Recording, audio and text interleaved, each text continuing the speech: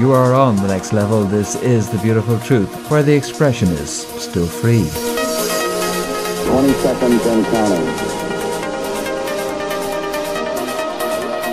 10, 9, ignition sequence start.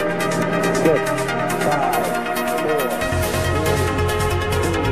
3, 2, 1, 0. All engine running. Liftoff. We have a liftoff. 32 minutes past the hour.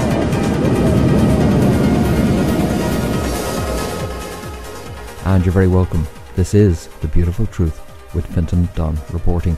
Thanks for joining me. A little while ago, I did an interview with Thomas P. Sheridan. He's the author of Puzzling People, The Labyrinth of the Psychopath. And we took a fascinating trek through the personal, social and political aspects of psychopaths and the psychopathy which is ruling our planet. And I did say I wanted to get back and do another interview with Thomas. I had to take a few weeks off though. No, not a vacation, just a battle with a summer influenza, my first in quite some time, but that's out of the way. The immune system has won, maybe the same kind of way that we're going to win the battle against the psychopaths with the help of the likes of Thomas Sheridan, who's joining us on the line right now. Thomas, you're very welcome once again to breakfornews.com. Thank you very much, Vincent. Thanks for having me back. I'm glad to be here. We got some great response from members of the forum to the last discussion we did, where we covered both the personal and political aspects of psychopaths. You struck a chord with people, especially in terms of people who can remember now, looking back, hey, I've been dealing with psychopaths. It does seem to open up people's awareness of the phenomenon when they lay it out as you have in the book, Thomas. Well, I'm glad to hear that. Yeah, I find that quite often. It's almost like a repressed memory, a repressed psychological memory of sorts is unleashed when people confront this information and the underlying, behavior within the pathology and how it impacted on people. And this does seem to be a common thing, that like people can suddenly remember an individual going maybe right back to their early childhood who quite possibly may have been a psychopath. It's a very interesting dynamic in itself how this happens. It really is almost like a repressed memory being unleashed when you're exposed to this information. Yeah. Well, we had one person on the forum, Howji, who commented, I am truly haunted by these psychopathic experiences. I attract these people like flies to SHYT, which is an awesome prospect for Howji. But do you find that happens also? It does happen now and again. Thankfully, it's not that common. I was talking to one fellow in England recently, and he's telling me he has the same problem. He seems to be a magnet for these things, and I have covered this in the book to a certain extent. It's got a lot to do with finally coming to terms with what's happening, and also learning how to develop a sort of an almost defense system around your own psyche in order to stop these individuals from targeting you again, because they do have an ability to, it's an uncanny sort of like predatory wisdom they have, where they can quite quickly suss out a person who would make an easy target. And that doesn't mean that the individuals are weak. Very often it's the other way around. It's generally, they will target strong-willed and, promising and people with good potential. But the person who's getting constantly targeted, they have to come to terms with there's something within their personality. Perhaps they're not guarding their psyche enough. Perhaps they're too open about themselves and approaching others. Perhaps they're dealing with an unresolved issue regarding abuse in their past, maybe from a parent or something they went through in childhood. But they really have to start looking at this and developing a sort of a strategy in order to deal with it. And when they finally resolve this, they will stop attracting these people. Unfortunately, it usually takes one psychopath too many to get most of us to sort of finally wake up right. and realize that there's something within us that needs a little bit of work, that has constantly attracted this experience into our lives.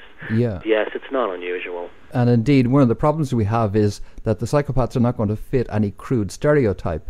Jimbo comments in the forum also about a private school which he is at, where they're letting in students which he finds charming, funny, and yet totally disrespectful of the rules. Bad students, effectively, rowdy, violent.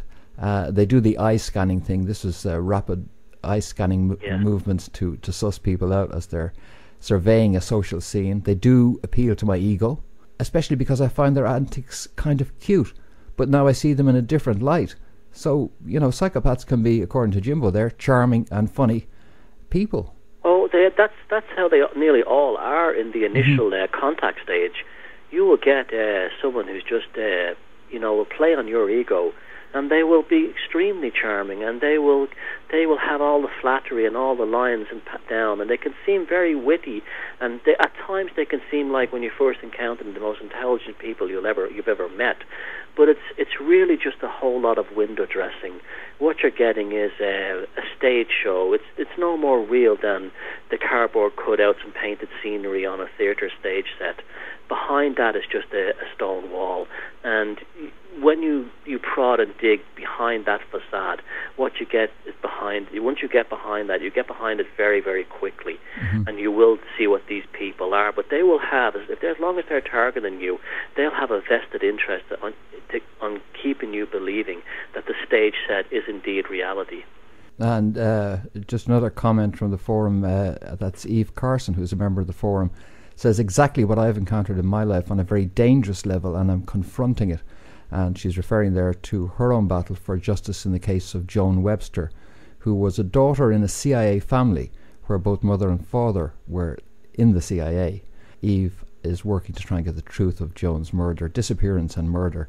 But of course she's dealing there with sort of what is almost, I suppose, institutionalized psychopathy in the CIA. Yes, you'll get this. This is very common in families where you have the family may have a high level of political power and political protection. It's also common in families that have long Freemasonic traditions as well, where there'll be a sort of an immunity towards prosecution, and the family secrets can be very, very dark indeed, and very, very deeply held and almost impossible to uncover. In some cases you're dealing with a psychopathic individual, but quite often you're dealing with people who bought into a psychopathic culture or a mindset, and they become part of it, and to the point where they become a form of proto-psychopath, where they're emulating all the behaviors of a natural psychopath, but doing it according to the ethos of the organization or the body politic which they're attached to. Yeah, well, in that case, doing it according to deception manuals produced by the CIA, explaining how to deceive. I'm assuming this may have something to do with the MK Ultra thing. This has been a huge problem, not just with CIA families, but any kind of family involved in espionage and any kind of government research involving military. There's endless stories of family members being used in research programs, and it's not unusual, particularly in the United States. And it's one of the great unspoken tragedies of the modern time. It is a Holocaust in many ways. There are large numbers of people who are growing up in comfortable middle-class homes all over, particularly the United States, but in other Western societies as well, who've actually been violated, and having their civil rights violated through a psychopathic individual or through courtesy of a psychopathic entity or organization. And they're the unknown, and they're the forgotten thousands and perhaps millions who carry these appalling secrets of what was done to them inside them. It's very similar to what we had in Ireland with the clerical abuse up until that blue opened in the 1980s. I've seen recently a documentary describing the amazing experiments that were done to people, not just by the Nazi scientists, but by some of those Nazi scientists when they came to the United States and continued the same kind of stuff, but even by medical professionals who, for example, in the Tuskegee case, left syphilis in black men untreated to see what would happen. Yes, and they would also pump people with large doses of LSD, including actual family members, to monitor them. The airmen case, the Tuskegee airmen case, where they infected them with syphilis, I believe there was even other things that went on. In a French village, which the name escapes me now, in the 1950s, they put LSD in the local bread supply the CIA did this in order to try and pass it off as ergot poisoning, and this has led to a sort of a psychological destruction of this community in France that was only recently declassified lately. I also believe many other strange anomalies, such as these Mothman flaps that happened in Point Pleasant in West Virginia in the 1960s. This had all the hallmarks. When you look beyond the sort of superficial paranormal way these things are presented, that this had all the hallmarks of an MK Ultra LSD mind control program put on top of a community. Yeah, and I believe there's a lot more things out there that have yet to come to light. Yeah. Well, we're talking there about an attitude set, say among the medical professionals who participated, and these were research universities across the upper echelon of the United States university system. The elite universities participating in experiments on people which clearly violated their civil rights.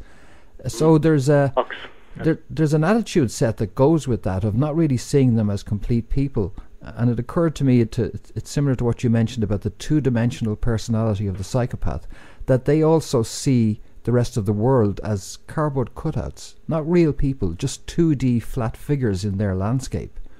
Well, I think a lot of it comes through their medical training and stuff like that. You're working on cadavers. It becomes very, in your medical school training, the long hours that they put them through, this causes a form of dissociative identity within their behavior as well. The easiest way to mind control somebody is to keep them awake all the time. Then you're dealing with things like vivisection in research laboratories. If you're going to cut open a chimpanzee, it's really not much of a step onto a human being. So there's a sort of an element of dehumanization takes place within these individuals, that they're mind controlled, they have almost robotic approach to what they're doing, and ultimately it's about money. Money talks at the end of the day. They want to keep their jobs, they want to keep their paycheck, and they want to keep these research grants going in. And the individuals and corporations, whether they be the CIA, the Rockefeller Foundation, DARPA, or KGB, or anyone else, MI5, they know that the money is the ultimate thing here. If you take away a person's economic security, especially if they've invested a lot in terms of their education and so on, that's the best way to control them. Yeah.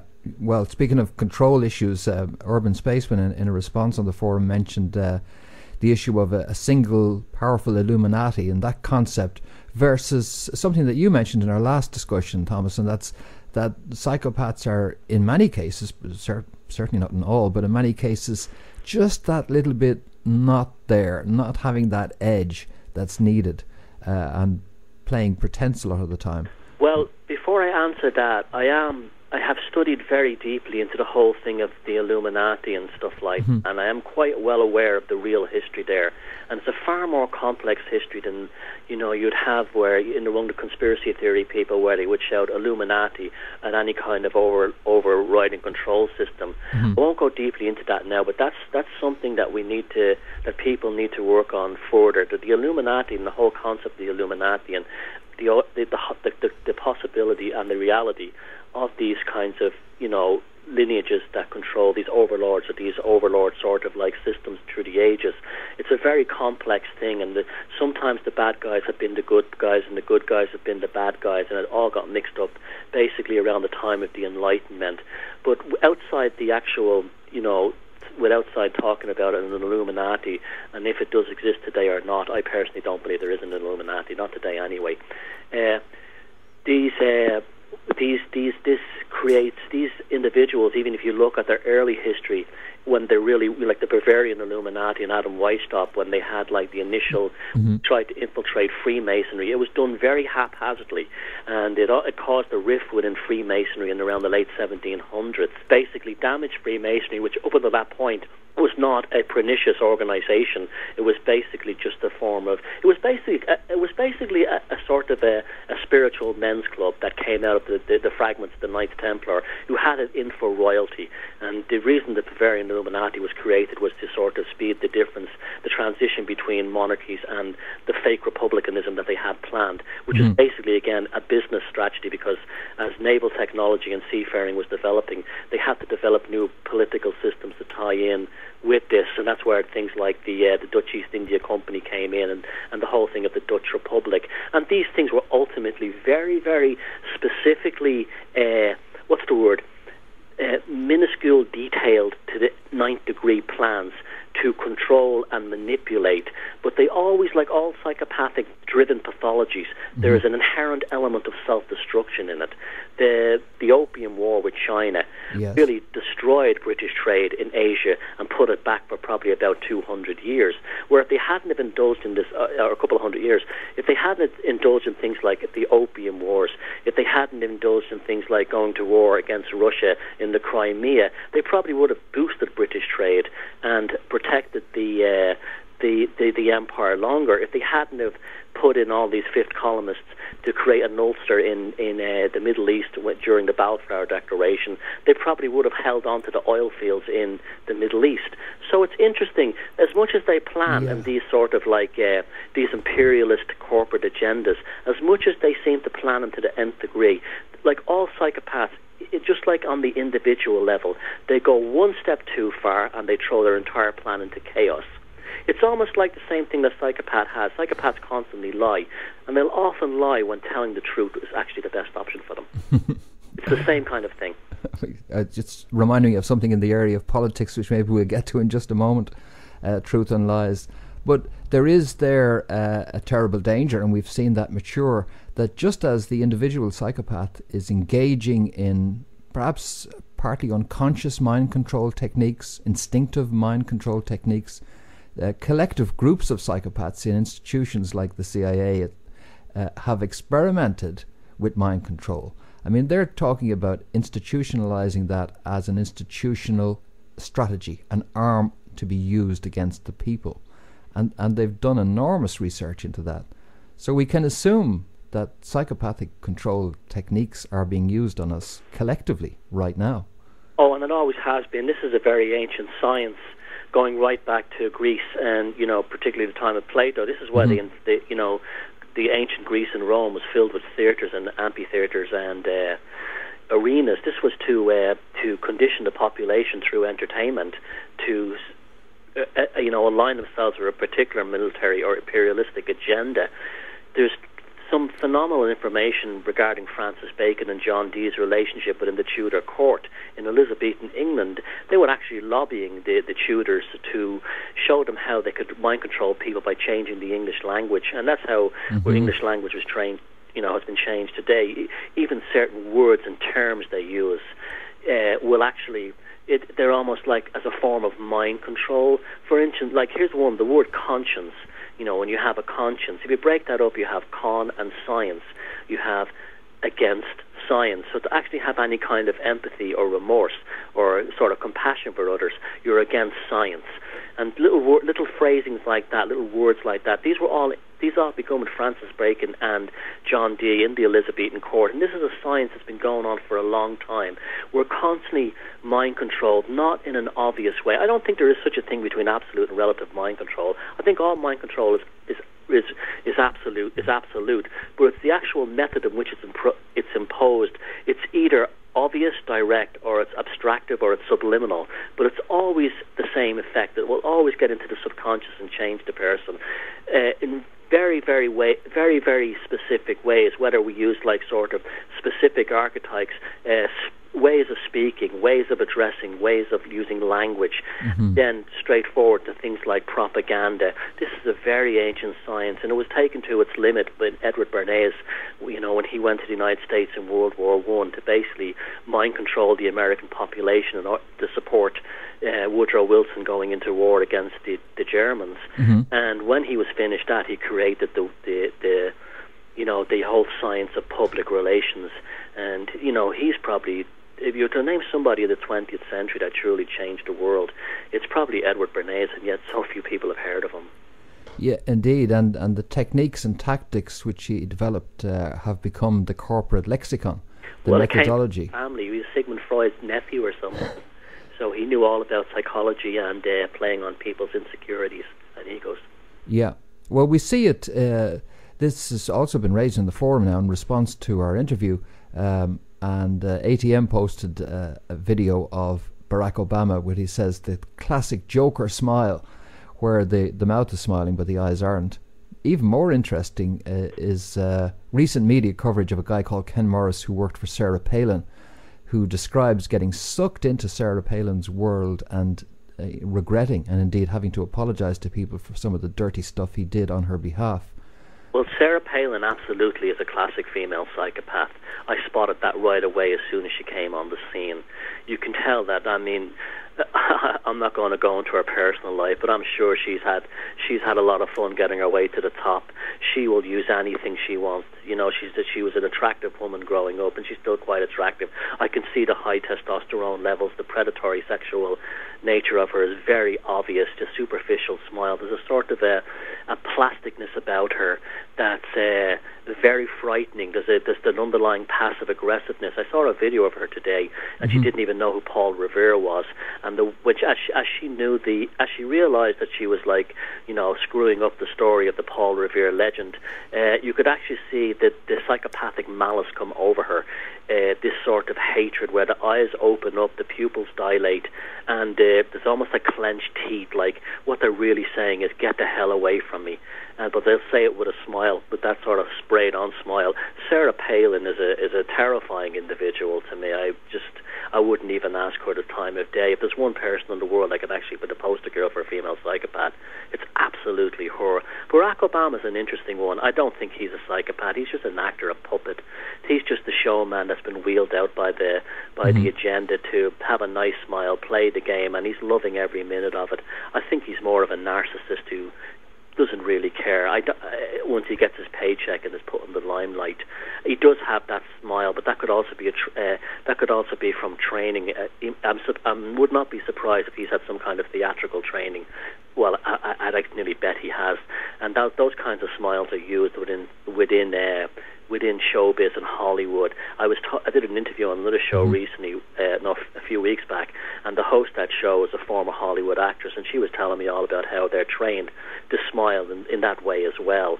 So I think that's what's going on with him. I wouldn't say he's a psychopath. I'd just say he's just a puppet show businessman, an actor, an X-Factor politician. That's the way I describe him.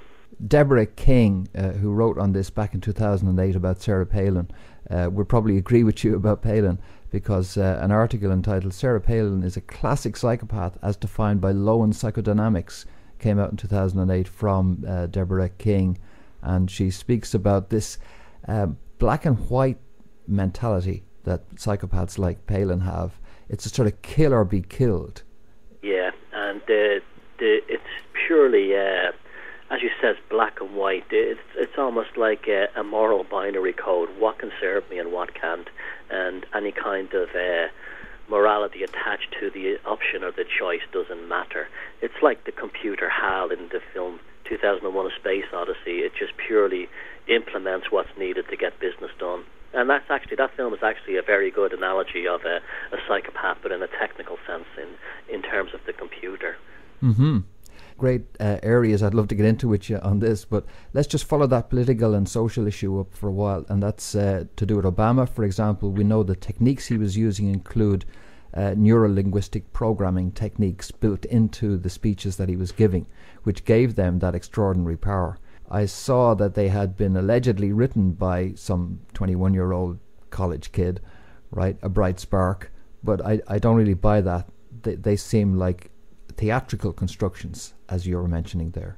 Yeah, well, they come from the actual theatrical background in terms of things like method acting, the pregnant pause, the anticipation, the silence. Hitler used this quite a lot. If you look at some of his old addresses to his rallies, there's a theatrical aspect to the use of language. And again, it's what we come back to the mind control thing. You can put a phrase like saying "yes, we can" over and over again. If you say that enough times, it becomes a phrase that embeds itself in a person's subconscious. It doesn't have to be anything like "yes, we can" or "keep hope alive" or any other buzzword, 1,000 points of light. You could just say something like, bread, butter and cheese, over and over again, and the majority of people will actually start to say it, repeat that as a mantra.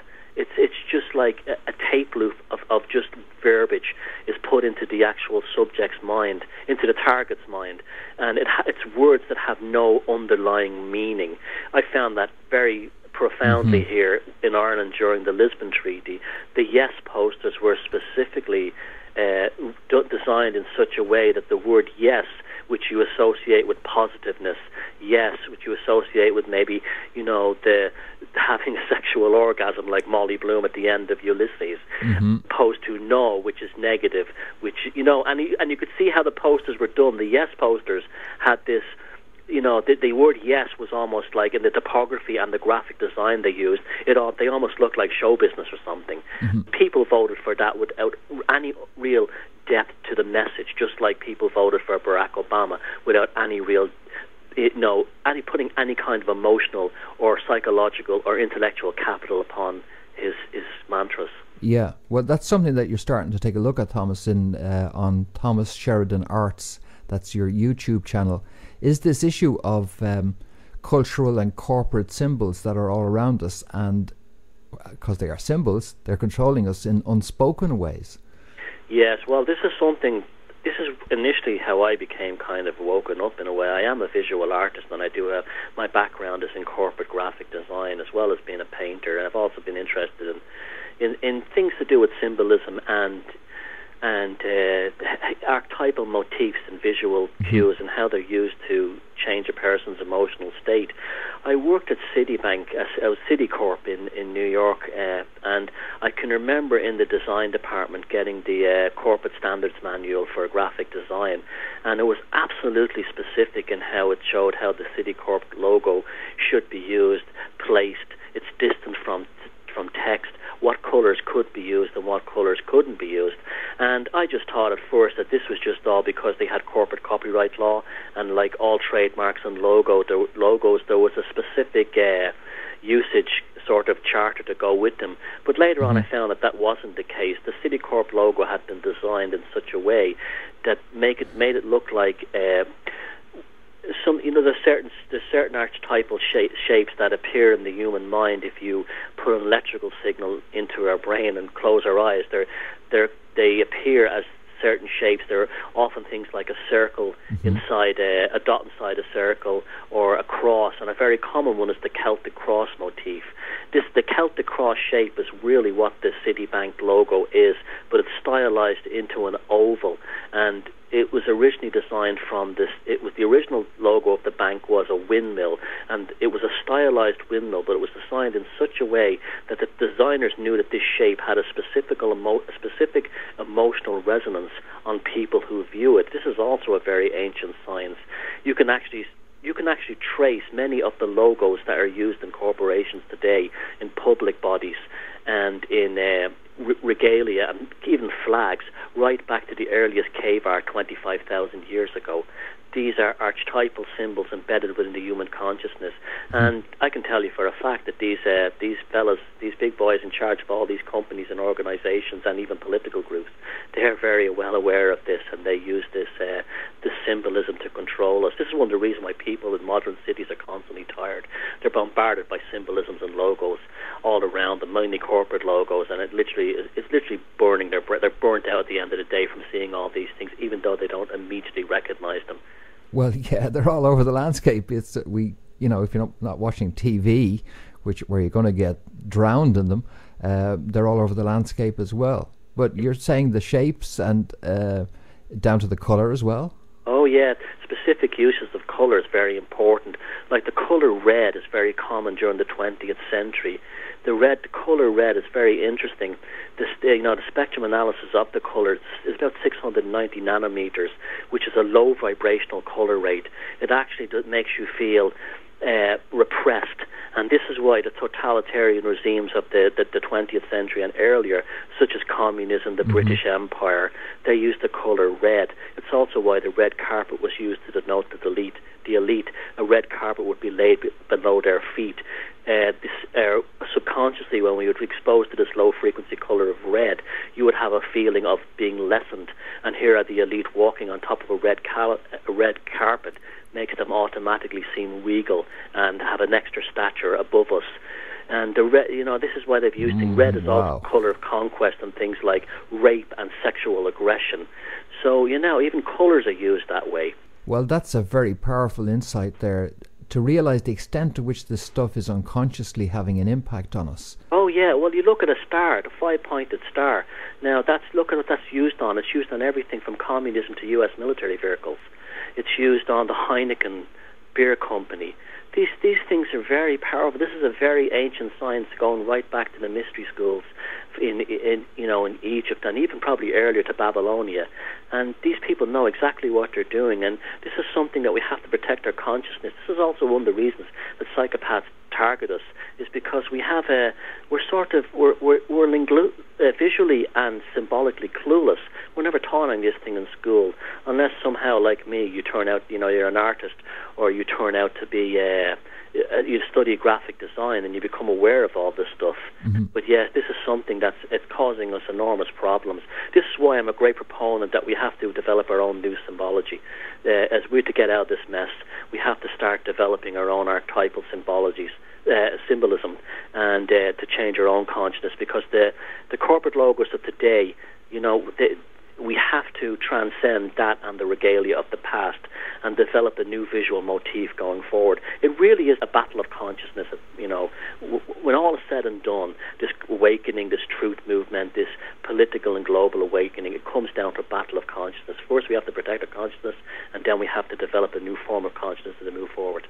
Yeah. Neil says in the forum that's definitely a sense of awakening collective consciousness coming through in your work. And it brings me back to something you mentioned there about the royal figures on the red carpet, going right to the heart of looking for the links between the interaction between the abused individual and the psychopath at an individual level, and also the same thing happening at a social level. To an extent, if we say, look at Yahweh, the Hebrew God of the Old Testament, and that God is a jealous God.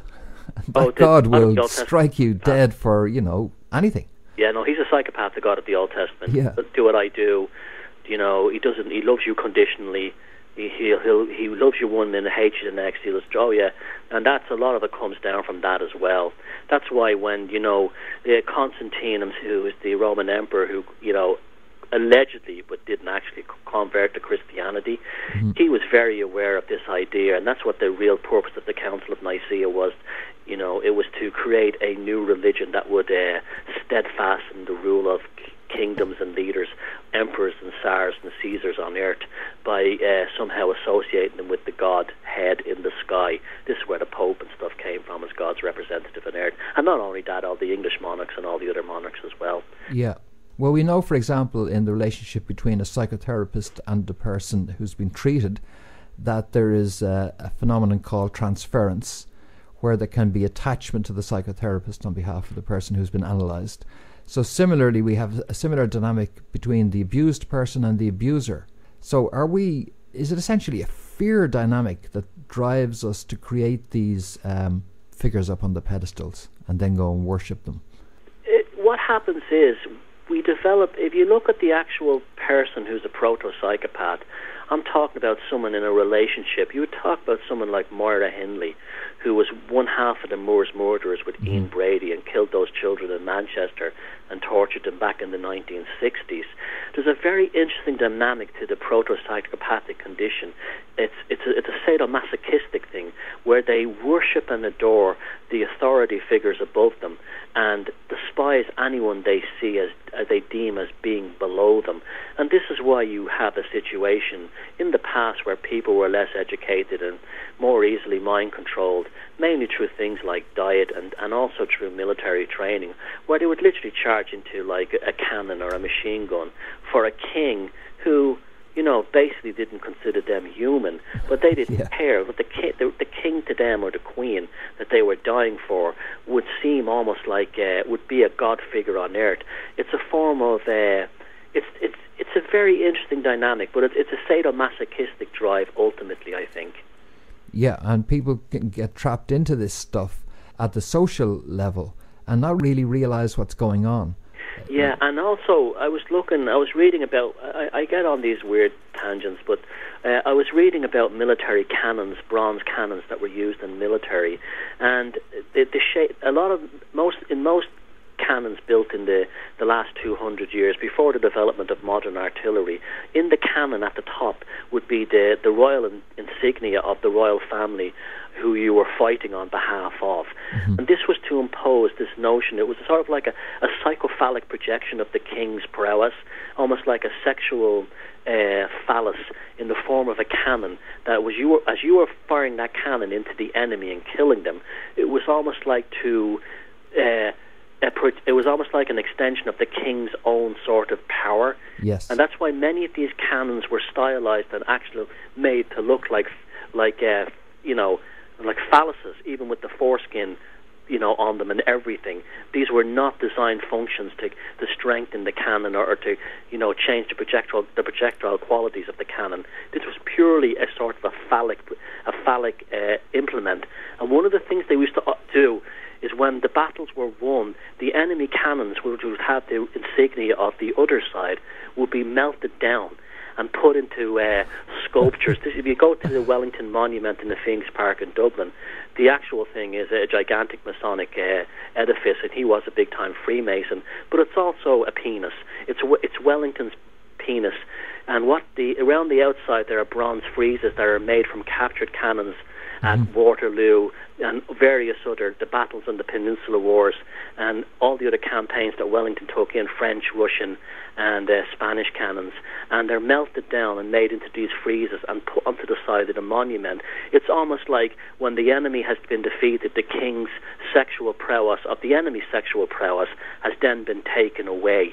And that ties in very, very strongly with the whole notion of psychopaths and sex and power and sex. It all ties in, and so when there's a sexual neuroses to much of this as well, and this is another aspect to why they built towers and so on. A lot of it comes from that. Okay, that's very illuminating, and we could follow that up a lot. But one of the things that's great about your focus and your work is that we have a growing awareness of psychopaths at the individual and social level. And that's through that awareness that we can then become cognizant of what's going on, educate ourselves, and begin to look at a new landscape, one devoid of the symbols, as you say, that it's going to matter where we look.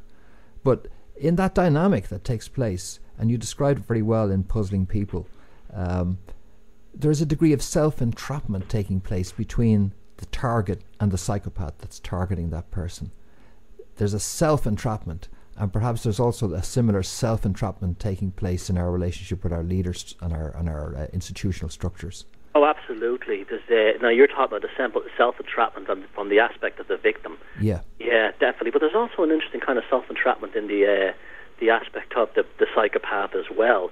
They tend to, once they have the enablers and the minions, they won't have an opt-out plan. This is often what brings them down. There's no fallback plan, and when things go wrong, they're completely screwed. But the entrapment thing is because the victim in a personal relationship or in the society has completely externalized their whole consciousness over to the psychopath, and they're no longer really themselves. What they are is sort of like a puppet, and their consciousness has now been sort of invaded like a parasite through the persona that the actual psychopath has used to work them, where they no longer think of themselves as being able to function or think for themselves or even live without the psychopathic, giving them, the go-ahead to do and think about anything. A classic example of this would maybe a woman who's married to a psychopathic man, and perniciously over the years he will break down her psychological sovereignty, that even if he's a complete jerk who slaps her around and treats her appallingly, he'll have broken her down to the point where even if her life is miserable and she's a complete mind control slave and a complete enabler and serf of this individual, she'll actually still think he's a fantastic man, and will actually go in public. When she's in public with him, she'll actually tell other people what a wonderful man he is, or a wonderful woman. Another thing that happens too, and this is a very common one, a person in a relationship with a psychopath, the psychopath will often finish the sentence of the person who's talking. So if I was with a psychopath and I was talking to you and I began a sentence, the psychopath in public will often interject and finish my sentence for me, even if the sentence is not, even when they complete the sentence with something which I was not going to state at a point I wasn't make. And this has trained me over time to know that eventually the psychopath will become my representative in public, so I don't have an opinion anymore. Mm-hmm. And you see that all the time with things like with government agencies and all this. These experts who tell us that we have to have lithium in our drinking water. They complete our thoughts for us.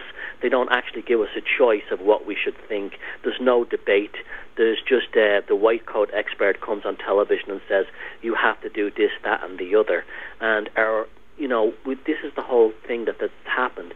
We've been trained not to think for ourselves anymore and rely on experts to do our thinking for us, and that's incredibly psychopathic. Yeah. When I was thinking about our last interview, an image came to me of an individual walking towards the light will cast a shadow. The shadow that dogs us as we move towards the light is a psychopathic shadow, is what we're discussing here. If you are of the shadow and if you're looking away from the light is truth and light is reality. Essentially, these people then are in the illusion business, either at a personal or a social level. Yes, well, light can be used in two ways. It can be used to illuminate or to interrogate. If I'm interrogating you, I will be standing behind the light, shining the light in your face, and all you'll see is the light, but you won't see me behind the light. You'll only hear my voice. Mm-hmm. And that's how they use the light against us. This is all, we're getting into other fields now, sort of occult and the sorcery and this other kind of weird religious aspects that the elite have. But the other way with light could be used can be to illuminate the darkness around us to see it, and that's our job. Our job is to take control of the light and shine it on injustice, to shine it on psychopathology in society, and to take the light off them. At the moment, what's happening is that they're interrogating us with the light, and they're standing behind the bulb, and we're seeing nothing, and we're just being dictated to and confused. This is also why a policeman shines a light in your face when he pulls you over at night. It's to distort and confuse you. It's a very interesting dynamic. It works on both a sort of a physiological level in terms of the actual effects of the photons on your psychology, but it also works on a metaphorical level exactly the same way. Light is this is why light has always been a very sort of powerful motif among the controlling classes, right back to the beginning of time. Well, that you've taken that issue in a direction I didn't expect. And it's so true what you're saying about the light that shines on you and the voice behind. You could nearly do a whole hour on that alone. But that issue of illusion, if we look at, say, the use of corporate advertising and corporate PR systems, we see them essentially selling illusions to people. So do you think that is their field? Yeah, and they're selling a false impression of yourself. They're taking your psyche and they're removing it and replacing it with a manufactured one that's not who you really are. See, this is another thing as well. We all have to start sitting down, and this is what gives us the ultimate advantage over the psychopaths, whether the psychopaths in the job, psychopaths in our lives, or the psychopaths in government, is that we're capable of doing something that they can't do. We're capable of self-examining, self-referral, self-realization, and then working upon that. Psychopaths don't have a shadow side, a shadow self. I'm talking now in the Jungian sense, where they reflect upon their shortcomings and their idiosyncratic behaviors, and then project them upon others. They don't do that. They just don't think there's anything wrong with them. But they don't self-refer of themselves. They don't sit down and think. Now, our problem is we tend to overanalyze a lot of things. But we really have to, as individuals, sit down and start self-referring ourselves, our behaviors, and then this will give us the ultimate advantage over them, because they're not capable of deep, insightful self-referring. They're not capable of that, and this is what ultimately gives us this is what gave me the advantage over them, because I basically had sat down and I started taking notes, and I've got mountains of notebooks of all the past individuals, relationships and situations I was in that were definitely psychopathic, and this allowed me to create a common thread that ultimately manifested in puzzling people. And I think we've all got to do the same thing, because I've actually transcended it now to the point where I can actually safely say, I've still got a lot of work to do on myself, but my consciousness is probably as open as it's ever been in my life, and we're all capable of this. And the first stage towards that is self-examination and then acting upon that. Well, that's the value of your assault on the issue of what's going on with psychopathology from every possible aspect. You've researched it at every level and then challenged it at every level. And I'll tell you one thing as well. I absolutely love my life now because some people say that ignorance is bliss. And maybe it is if you go about it the wrong way. But I honestly would never go back to the way I used to be. I actually find the world and my life far more interesting now because my eyes are open and I see with almost like a new vision. And I can walk down a street in any city in the world and become aware of how certain things are changing my consciousness. And it's tremendously interesting and it's tremendously liberating.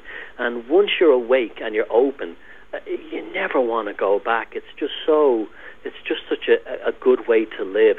You're truly living a good life, probably for the first time in your life, because you're finally free of all the toxic and pernicious, tsunamis of information and deception and distortion that you've been bombarded with since childhood.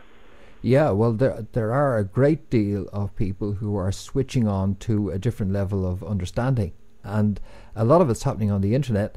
People who are switched on are streaking ahead of the rest of the population at a phenomenal rate, the ones who are on the internet. Because that's why the ones who have not woken up, or the ones who have an agenda to stop it happening, they've tried to make out in the early days that people who are becoming aware are what they call truthers in the United States, that they're somehow sad potheads who live alone and have no friends and they're socially isolated, and they invent these conspiracy theories because they've no power.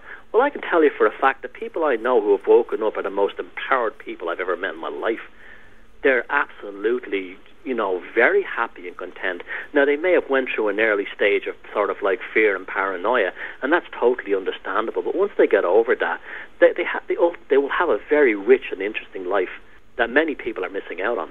Yeah, well, I think I've seen that, and we've seen it on the forum on breakfornews.com, where people have gone through the fear and paranoia element as they get to grips with a new way of looking at what's going on around them, educated by stuff like 9/11 and other issues. There is an uncertainty at first, but a growing confidence among those who stick the course and begin to discriminate between the bullshit that's on the internet and the stuff that is of value. And it's just like the woman who escapes from a psychopathic relationship with a man. She goes through the doubt, the pain, the paranoia, the fear. But then you will actually, or a man too for that aspect, or even a child from a psychopathic parent. And then you just see the flourishing of that person's consciousness. It's exactly the same. I wonder how this ties into the sort of spiritual aspects, and I know that you've also discussed in your YouTube videos the mystery of consciousness. There is something going on with psychopaths. There's certainly something going on that becoming aware of them and their action is part of this transcendence that we're going through right now. Right. Well, nothing in nature exists, does not exist for a reason. They're here for a reason, okay? They're not a tiny random mutation. We're not talking about 1 in every 1 million people. We're talking about 4% of the population. So nature has brought these mutations, or whatever they are, into our reality for an absolute reason. And I believe completely that the reason for this is to somehow trigger the next stage of our evolutionary development as a species. And they've always been here, sure, but now there seems to be almost like the zeitgeist seems to be that everyone is switching on to this reality, that's this sort of demon that's lived amongst us. And this I really do believe that this is how human evolution, both, and when I use evolution, I'm talking about all kinds of evolution: psychological, spiritual, biological, social, political, economic. I'm using evolution in the fullest sense. I'm not talking about just Darwinian evolution, but it's evolution with capital letters, all from beginning to end. And this is why I believe they ultimately exist. This is the soul, as I said in the book, the soul evolution trigger on a personal level. I have met nobody who's gone through this experience and recovered who's still a hardcore atheist. Now, I'm not saying they become religious holy rollers. I mean, I came into this stuff very unwillingly myself. I was Mr. Reductionist materialist science. I didn't believe there was anything outside of us other than oblivion. And I can tell you, I'm quite surprised at the person I am now. And I think a lot of that had to do with my own this journey I took through my own awakening via the labyrinth of the psychopath. But I think it's happening to a lot of us. It's just the path that I took. Yeah, well, certainly there's, there is a rationale and a rationality to the use of a scientific viewpoint, and it's good up to a point. But of course, so much of what is fed to us as scientific truth has been twisted already, so that, you do have to wrestle yourself free of it. And I've been as entrapped by it. I now look at or listen to Richard Dawkins, and I sort of shake my head and say, there, but for the grace of God, and some serious life. And who would want to live that way now? I find that just as absurd as fundamentalist Christians or any other, religion, in the same sort of trap. We have to remember, too, there's actually a lockdown happening here. Dawkins was put out there for a reason. This radical atheism didn't happen by accident. I think science is going through a collective nervous breakdown. I'm talking about materialistic science or reductionist science. We'll say that like modern science probably began with Kepler's first law of motion back in the 1500s, where they started to quantify and measure everything. And this went on until the turn of the last century when quantum physics came along. And this shook it all up. Well, I think since then, materialistic science and reductionist science has tried very hard to hold on to, what they had gained up until that point. And we see it now to the point where, if you look at things like the so-called science behind man-made global warming, and you look into things like fluoridization of water and stuff, public municipal drinking water, you can actually see that a lot of scientists, if they're not outright whores who are you'll say anything or come to any conclusion for the money, I'm more likely to suspect that there's almost like a collective nervous breakdown going on among the scientific community. What's happening is you have the vested interest, the tenured professors who have a lockdown, and this is why you have the witch hunts against scientists who, approach things differently. And I know this has always existed to a certain extent, and it is probably healthy in some ways, but it seems to have gotten really bad in recent years. I mean, if you look at some of the emails that were leaked from the Climate Gate thing, some of these scientists, I'm not going to say they were psychopathic, but they came pretty damn close with some of their comments about wanting to actually kill scientists who disagreed with their findings and stuff like that. So I think we're at a very wonderful time. It's a great time to be alive, and one of the things we're going to see now is a new form of science come about that will probably be a lot closer to what Newton was when before he moved from alchemy into chemistry. And I think you're going to see a sort of a more holistic form of science move forward. If, and this is a very important if, we don't let these maniacs in charge derail the whole thing. I think there's a process underway. You can see it in the increasing disregard for political and social structures, the increasing education of the masses, who now, for the first time ever, understand the monetary basis for a lot of their distress that they're in. When was the time you could interest the voting public in monetary policy before now?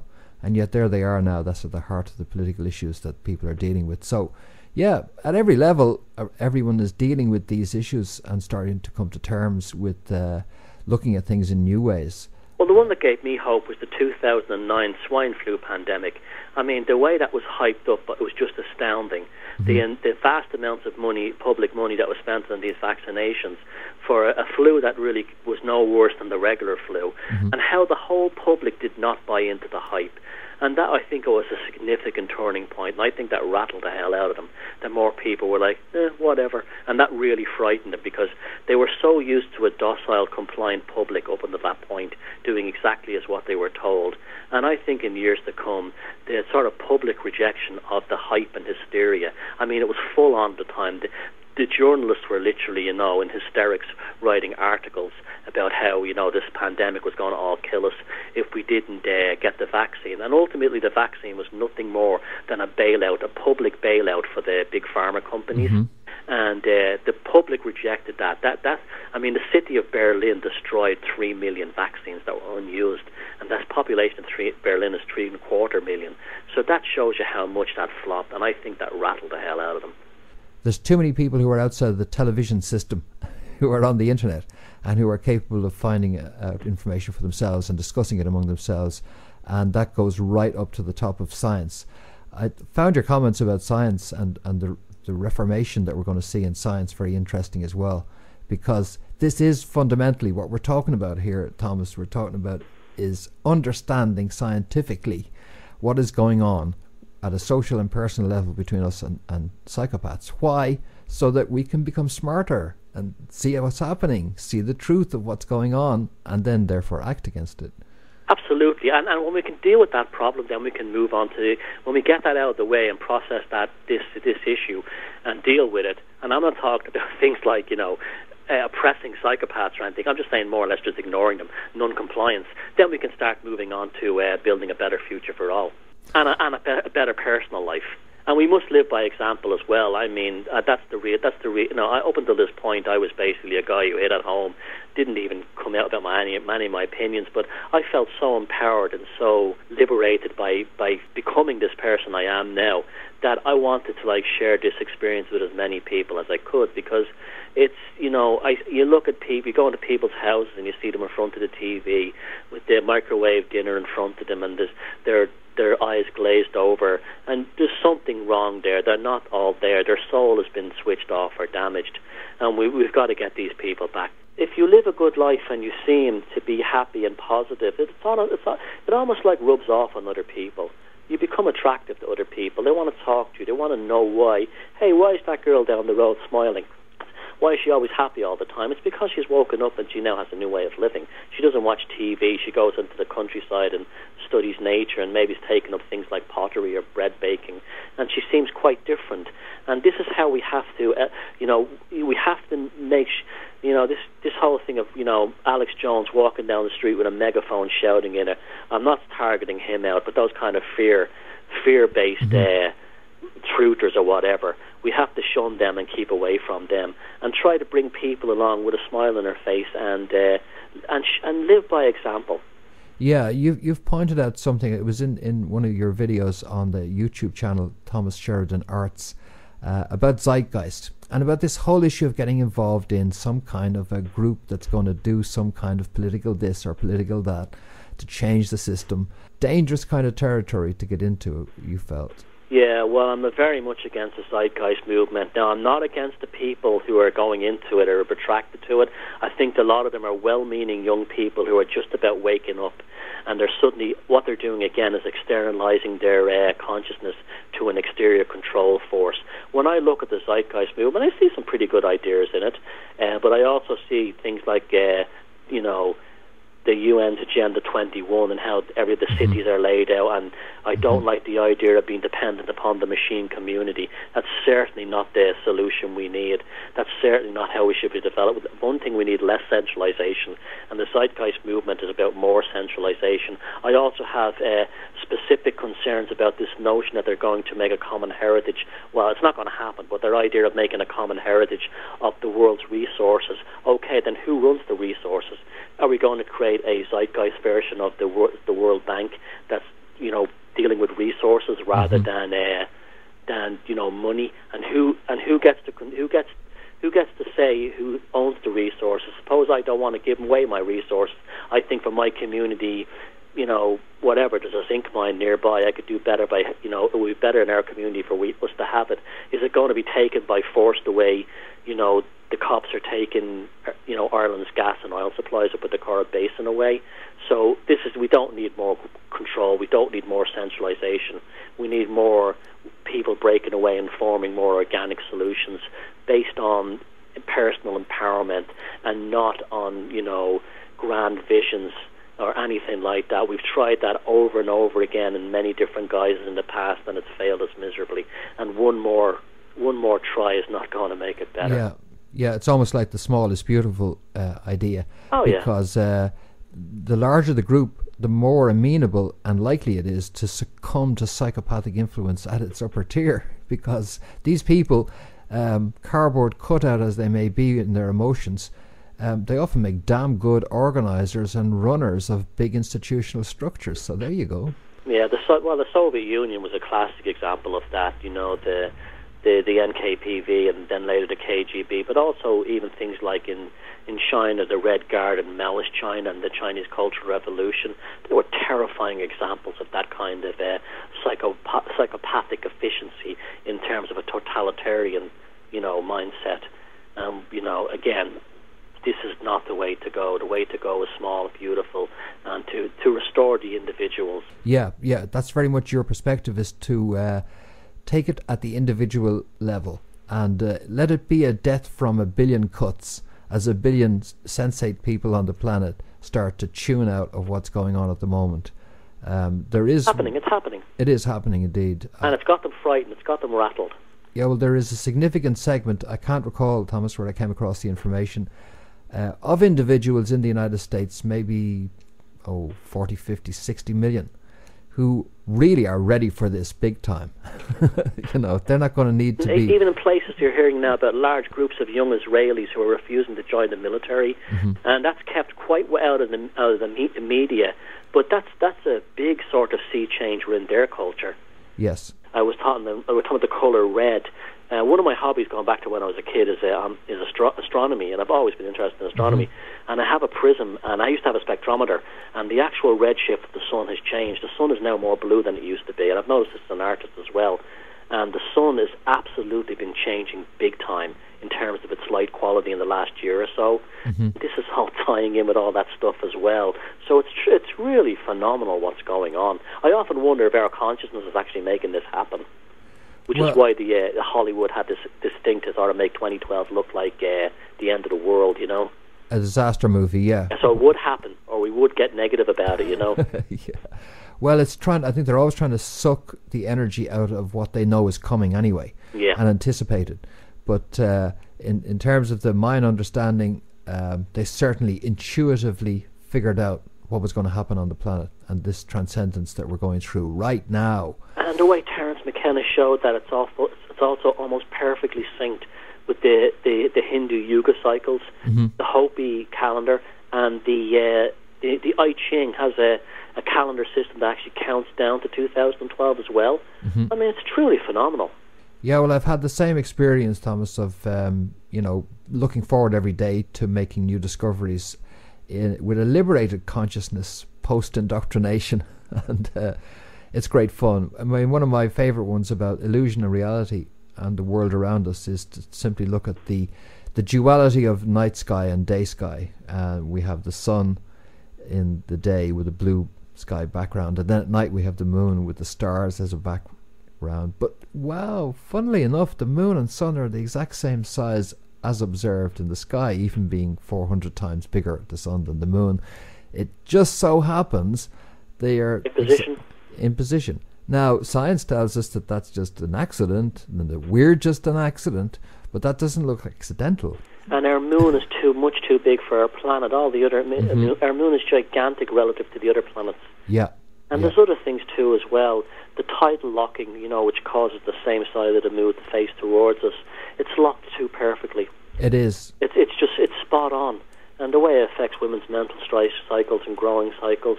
It's just I noticed some incredibly wild theories out there about it. But again, if you're coming from the realm of consciousness, I guess anything is possible.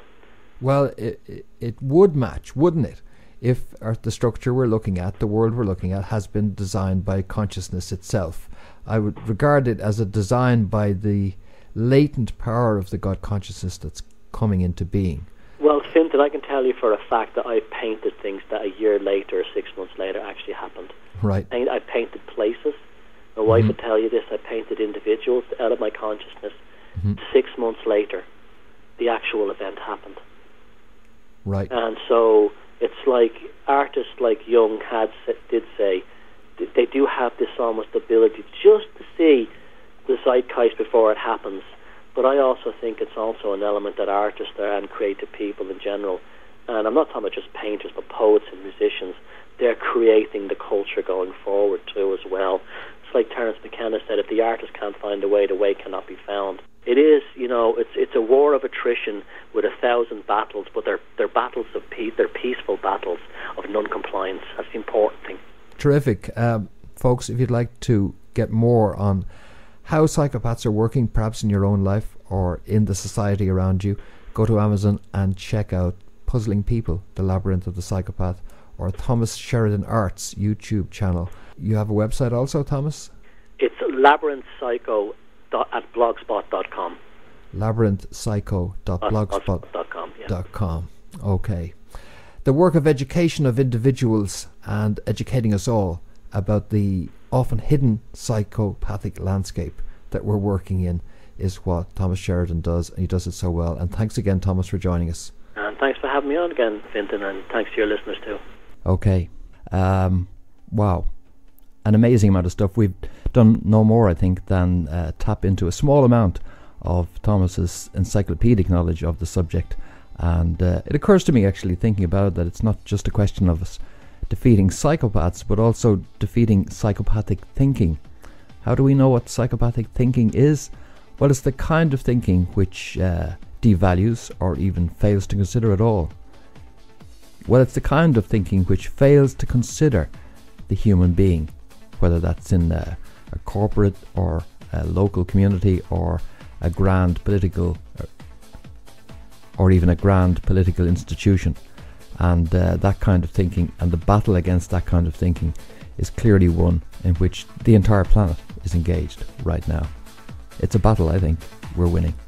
All right, that's it for this edition of The Beautiful Truth. I will be back again very soon with more, and I hope you can join me for that. But in the meantime, for breakfornews.com, this has been Fintan Dunn reporting. Will you always keep me warm? Hold me safe and away from harm. Keep day from night, and as the day fades, burn a candle right for me. Will you always keep me warm? Hold me safe and away from harm. Keep day from night, and as the day fades, burn a candle right for me.